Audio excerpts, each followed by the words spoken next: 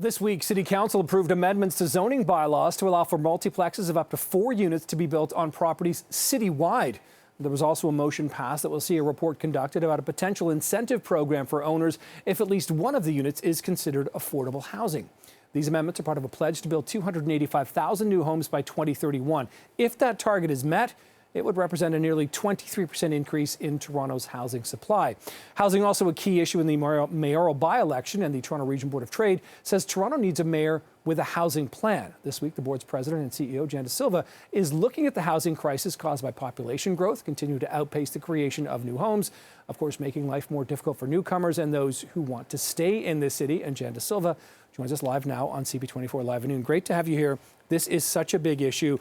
A lot of candidates are talking about it. Are we hearing enough specifics about real solutions, in your opinion, Jan? The real solution here is we need a multiple choice of levers to be pulled at the same time, and we need a candidate for mayor who's going to push that to make it happen. You started off the top about the approval that council gave this week for multiplexes, a very important step, but it's one of several steps that need to happen. Here's the thing, we've got 3,000 newcomers a week moving to Toronto. We certainly don't have 500 or 600 new apartments or housing stock available. So this is going to be a crisis situation unless we've got a mayor that's really going to keep his or her foot on the throttle on this issue. We had a report this morning that rent in Toronto for a one-bedroom apartment averages about $2,400 just for 1 month. I believe it's the second highest in the country. That's difficult to sustain in this city here and will push people away. Well, the biggest concern we have, it's teachers, it's paramedics, it's nurses that can't afford to live in the city.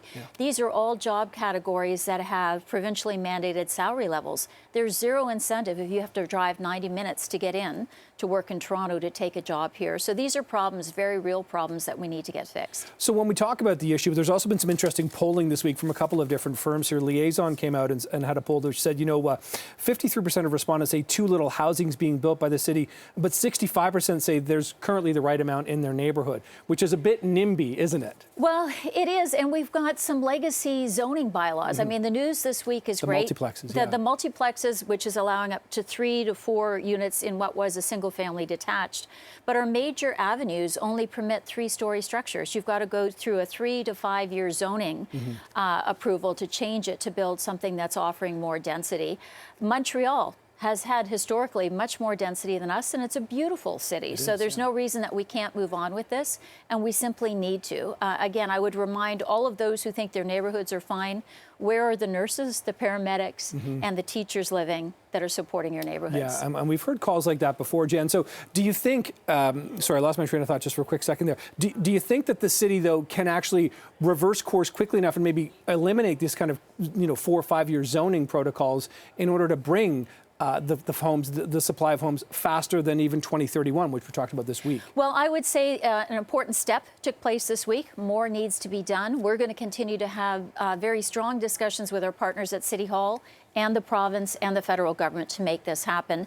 The other piece, if I could pivot to the federal government, the approval for immigration, desperately needed talent, but we can't simply be receiving 34% of newcomers and not getting any financial support to set up the housing and the infrastructure needed to accommodate these people, both respectfully and with the densification that it comes with it. So with the issues you've raised and with what you're pushing for from whoever the next mayor of the city may be, is the Toronto Board of Trade going to put out any sort of report card or sort of assessment of what you've heard from the candidates so that when people are voting on June 26th or in the run-up to the by-election, will you let us know? Oh, absolutely. We've got a very active campaign. We started with a job description for mayor. What we've wanted to do this campaign is help the voters of Toronto understand what's at stake. And it's not as simple, let's focus on housing, let's focus on bike lanes, let's focus on congestion. It's focusing on all of these things, and it's focusing on the financial situation of the city. So lots to follow, lots we've already done, but there will be a mayoral debate that we're hosting later this month to really give us a chance to ask the candidates the questions that are in our job description for mayor. It's interesting because we haven't had a debate yet. We've got a huge slate of candidates, but of course I realize they won't all be there. But those are going to be significant moves or potential moments in this campaign. Oh, absolutely. And the challenge for us, for all of us in Toronto with the mayor is the only person elected with a citywide mandate. We've got really hardworking city councillors, but they're driven for re-election based on what their neighborhoods want. This person is the only one with a citywide view. and we really need to put all the tools we can in the hands of the mayor and elect the right mayor who will use those to solve the multitude of problems we're facing as we grow. Okay, we'll look forward to that debate and look forward to more conversations. Jan De Silva, CEO of the Toronto Board of Trade, thanks for being here today. Great to be here. Good to talk to you.